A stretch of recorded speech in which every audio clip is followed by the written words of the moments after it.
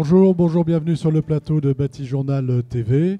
Nous sommes à Angers, nous sommes au congrès international du bâtiment durable, Cities to Be, et j'ai la chance d'avoir avec moi Monsieur Daniel QF. Bonjour. Bonjour. On ne vous présente plus. Vous êtes donc le maire de Langouette, mais avec vous aujourd'hui, on va évidemment voir que votre démarche vient de beaucoup plus loin. Et j'aimerais que vous nous disiez tout simplement comment, pourquoi vous venez ici au congrès du bâtiment durable et comment vous avez inscrit votre commune dans ces démarches à la fois de durable et surtout de bâtiment durable. Oui, merci pour votre invitation. Donc, je suis là parce qu'on m'a invité déjà. Je ne suis pas venu de mon propre chef. Donc, en 1999, dans ma commune, il y a eu une élection partielle et je deviens maire de ma commune. Et je propose au conseil municipal de travailler sur cette question de développement durable qui était inconnue du langage politique à l'époque. On parlait de cadre de vie, on parlait d'environnement un petit peu, mais surtout de cadre de vie. Et en mettant cette notion de développement durable sur la table, nous avions une perspective politique offensive, mais nous ne savions pas par quel bout prendre concrètement cette question du développement durable. Et comme l'une des compétences des communes, c'est véritablement le bâtiment, c'est le logement, c'est par là que nous avons commencé avec une opportunité, je dirais, d'avoir une école qui menaçait ruine, qui menaçait de fermeture pour des raisons sanitaires et qu'il nous fallait absolument réhabiliter, reconstruire et réagrandir. Donc ça commence par le bâtiment et ça commence par l'école. Ça commence par l'école et on a l'architecte qui donc a été choisi et qui nous paraissait connaître ces concepts du développement durable, nous amène sur la table cette notion de haute qualité environnementale, HQE, avec donc 14 cibles à atteindre de façon systémique et 52 sous-cibles. Et quand nous avons vu ça, nous avons demandé à l'architecte de ne nier aucune des 14 cibles. C'est-à-dire que nous souhaitions que l'intégralité des cibles soit prise en compte au même niveau d'importance. Comment, excusez-moi, mais comment on embarque ces administrés sur quelque chose comme ça? Parce que finalement, c'est un projet à l'époque, donc si c'est 1999, moi je me souviens qu'on allait voir les premiers bâtiments HQE, et c'était des bâtiments importants de promoteurs, c'était des mairies, c'était des mairies de grandes villes, on va dire. Comment on embarque ces administrés là-dessus et son conseil municipal?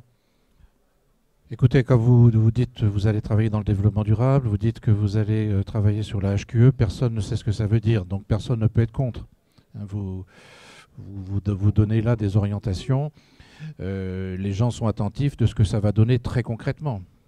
Et c'est le très concret c'est-à-dire le jour de l'inauguration de l'école nouvelle, que nous nous apercevons que nous avons une adhésion forte de la population qui s'aperçoit que c'est une école rénovée en terre, pierre et bois, qui est tout en bois à l'intérieur, qui est chauffée par une filière bois-énergie, qui produit 35% de son électricité par panneaux photovoltaïques, les premiers panneaux photovoltaïques installés en Bretagne sur un équipement public, qui récupère l'eau de pluie pour les sanitaires, qui a une arrivée de lumière naturelle absolument magnifique qui permet d'échapper à la lumière artificielle, ce qui est important pour les apprentissages, et surtout une réussite extraordinaire, c'est-à-dire l'acoustique du bâtiment, de l'intérieur du bâtiment qui est exceptionnel, c'est-à-dire qu'il n'y a aucun puits sonore, aucune résonance sonore qui fait que pour les enseignants, c'est d'une grande qualité pour les apprentissages. Ça, c'était il y a combien de temps?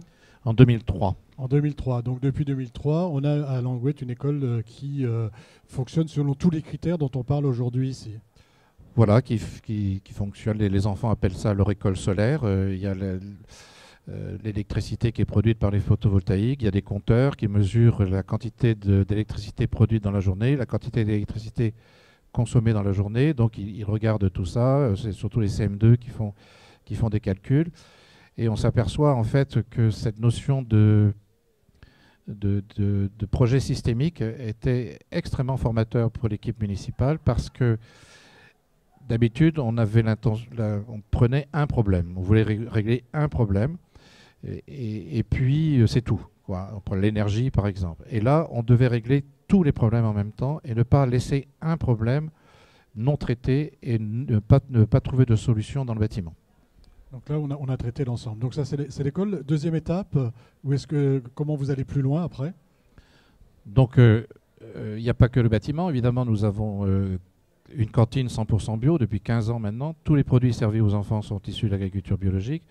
Nous avons doté tous nos bâtiments de panneaux photovoltaïques. Nous avons construit une centrale solaire de production d'énergie qui fournit aujourd'hui l'entièreté de l'électricité pour les besoins municipaux et pour l'éclairage public. Et puis, force de cette expérience systémique, de se dire que tout est dans tout et réciproquement, qu'il faut absolument s'attacher à ça, nous nous sommes lancés dans le logement social écologique ou l'accession sociale à la propriété écologique, en prenant là aussi la mesure de l'ensemble des problématiques, que ce soit les matériaux biosourcés, que ce soit l'énergie, la récupération des eaux de pluie, la biodiversité, la production d'énergie par la maison, la qualité de l'air intérieur. Enfin, on a travaillé sur des hameaux qui aujourd'hui sont bien entendu construits. D'accord, des hameaux qui étaient à l'origine, c'est de la rénovation ou c'est du neuf? C'est du neuf. C'est du neuf. Donc toujours cette même démarche, d'aller plus loin, on va dire, sur l'environnement et pour aboutir aujourd'hui à l'actualité qu'on connaît, mais toujours sur cette manière de voir la commune, d'embarquer tout le monde là-dessus. Aujourd'hui, est-ce que les habitants sont fiers? Est-ce qu'il y a une envie d'aller plus loin ou est-ce qu'on est arrivé à quelque chose qui vous satisfait? Non, si vous voulez, la question du développement durable, c'est une question politique. C'est-à-dire la politique, en tout cas écologique, c'est d'avoir des solutions, d'avoir le choix entre plusieurs solutions. Mais encore faut-il que ces solutions existent vraiment. Et ça n'a pas toujours été le cas. C'est-à-dire que nous nous sommes retrouvés parfois devant des impasses. Je voulais me donner un exemple, par exemple. Là, je vais vous parler du dernier hameau en cours de construction. Nous avons décidé d'abandonner la question du développement durable, parce que le développement durable, d'abord tout le monde en parle, on ne savait plus rien dire. Et on essaye d'avoir un delta le moins négatif possible pour la planète et l'environnement, c'est-à-dire la planète et la santé, d'être le moins impactant possible pour l'environnement et la santé. Là, on a changé de paradigme. Et on est rentré dans une démarche cradle to cradle, du berceau au berceau, d'économie circulaire à impact positif. Donc la maison que l'on va construire sera une maison qui apportera un bénéfice à l'environnement et à la santé. Donc quand on a dit ça, comment on fait? Donc on a mis les citoyens, on a travaillé avec les citoyens dans des ateliers citoyens dans lesquels nous avons mis de l'ingénierie, bien entendu, des bureaux d'études thermiques, des bureaux de spécialisés en matériaux, des architectes évidemment, pour travailler dans cette démarche cradle to cradle. Et là, aujourd'hui, vraiment, nous sommes très contents, puisque sur cette démarche, en tout cas de cradle to cradle, d'économie circulaire à impact positif sur le logement, nous allons construire des maisons aujourd'hui 100% biosourcées, 100% recyclables dans 5 ans, avec une carte, dans 50 ans ou dans 100 ans, avec une carte d'identité permettant le démontage et la récupération totale des matériaux, rien à l'incinération, rien à l'enfouissement. Et surtout, en plus, donc des maisons toujours en accession sociale ou en logement social, sans besoin de chauffage. Donc les avant-derniers que nous avons construits, nous étions à 164 € de chauffage par an. Là, nous allons être à 0. Ça va sortir de terre prochainement. Là, c'est en train. C'est en construction. Ça démarre ce mois-ci.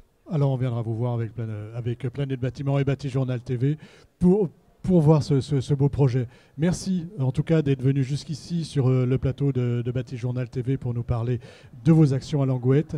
Merci beaucoup. Une émission à retrouver sur notre site internet, bien sûr, Bâti Journal TV, et sur le site de nos partenaires Cities2Be. Merci à vous.